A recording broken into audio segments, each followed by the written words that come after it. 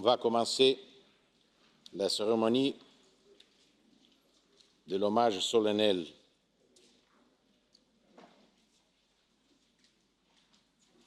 du Parlement européen à Simone Veil.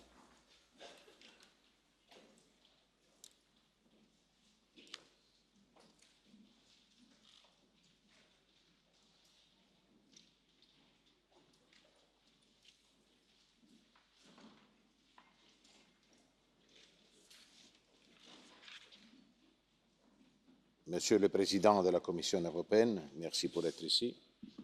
Chers collègues, au nom du Parlement européen et des peuples d'Europe ici représentés, je rends hommage aujourd'hui à Simone Veil, première présidente de ce Parlement directement élue, une Française, une Européenne, un ministre d'État, une académicienne, une déportée d'Auschwitz, une grande figure de notre temps, une femme politique, une femme. Dans sa vie extraordinaire, elle a été tout cela et bien davantage. L'histoire de sa vie est l'histoire de notre continent, celle d'un continent déchiré, perdu, qui a connu les pires atrocités dont l'humanité est capable, mais qui a réussi, comme elle l'a fait, à retrouver la force de remonter la pente et se reconstruire et de renaître. Il y a 70 ans, tout était perdu. Pour Simone Veil, comme pour l'Europe.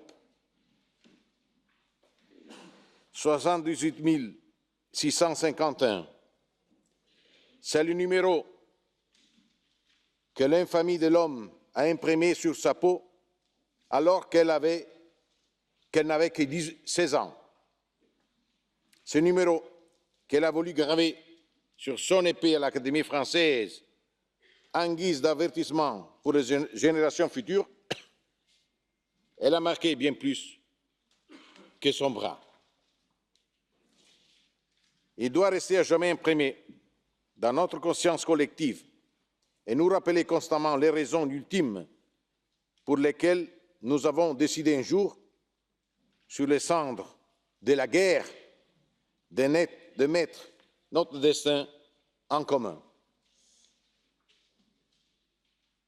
Ne l'oublions jamais et répétons-le sans cesse aux jeunes générations pour lesquelles les souvenirs collectifs de cette catastrophe risquent de devenir fades, à tel point que la paix est considérée désormais une chose banale et acquise. Simone Veil a toujours été consciente de la fragilité de la situation de paix en Europe depuis 1945. À ses yeux, elle constitue un bien exceptionnel. C'est avec l'énergie d'une survivante qui connaît les prix de la paix qu'elle s'est battue dans d'innombrables combats en France et au Parlement européen. Des combats qui ont fait progresser les droits de tous les citoyens. Simone Veil appartient à cette génération de grands esprits, dont Helmut Kohl faisait également partie, qui ont succédé à celle des pères fondateurs de l'Europe. Ils ont pris la relève de la construction européenne dans une période très difficile et ont continué ce que leurs prédécesseurs avaient entamé. La contribution de Simone Veil y a été fondamentale. Exemple de détermination, son engagement pour l'Europe la conduisait à devenir la première présidente du Parlement européen élue au suffrage universel. Je veux exprimer ici toute notre admiration et la plus profonde reconnaissance pour le rôle essentiel qu'elle a joué en tant que présidente de cette Assemblée. Dans son discours d'investiture, le 17 juillet 1979, elle mesure parfaitement le poids de la responsabilité qui était la sienne. Voici ces mots. Pour la première fois dans l'histoire, dans une histoire qui les a vus si souvent divisés, opposés et acharnés à se détruire, les Européens ont élu ensemble leurs délégués à une assemblée commune.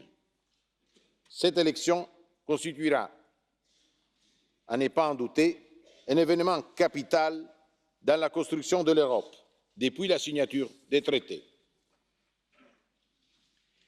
Il s'agit d'un discours de 23 minutes où elle trace clairement, avec une lucidité et une vision hors du commun, les lignes d'évolution du Parlement pour les 40 ans à venir. Je vous invite à relire ce discours qui me paraît d'une actualité surprenante. Vous y trouvez l'enthousiasme, les espoirs, les attentes, les intentions de toute une génération d'hommes et de femmes qui ont siégé sur ces bancs bien avant nous. Il nous inspire et nous oblige. Le lendemain des premières élections européennes, personne ne savait ce que cette Assemblée nouvellement élue allait devenir. Personne, sauf elle. Aujourd'hui, personne ne sait ce que ce Parlement aurait pu devenir sans elle. Si nous sommes ce que nous sommes, si ce Parlement a pu agrandir ses compétences et devenir ce qu'il est aujourd'hui, c'est surtout